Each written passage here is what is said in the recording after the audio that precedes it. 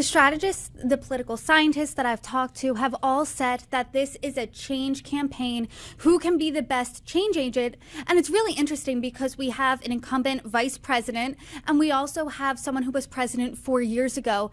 But during the debate, Donald Trump was still relitigating the 2020 election results. He didn't denounce January 6th, amongst other things. Do you think he did an effective job of showcasing himself as a change agent? And do you think those topics are winnable messages, winnable strategies for Republicans? I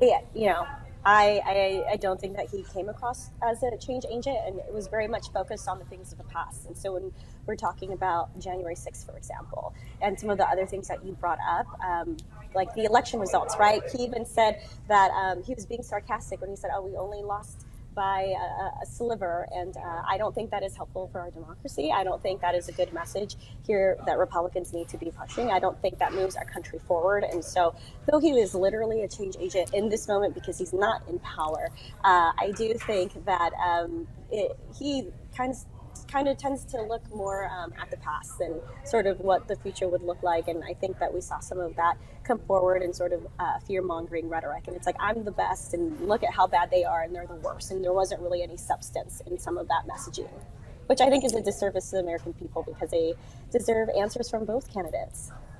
What do you wish that the messaging was last night? Less of that fear-mongering rhetoric, less of the past. I mean, what did you want to hear last night that you didn't?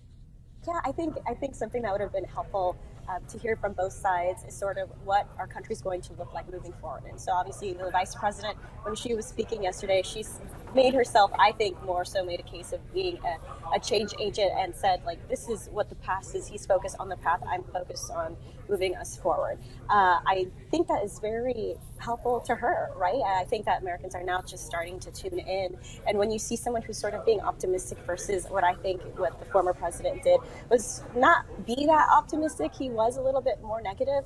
I think that in order for him to be more successful, he's going to have to be more optimistic about the future. And what he says is like, I would love, he went into the spin room yesterday and he's like, I would love to be optimistic, but we're not in a position right now as a country to be optimistic. However, I don't think that wins campaigns. I think people want hope and something to look forward to. And so, my encouragement to their team would be like, you need to pivot your messaging on this and why I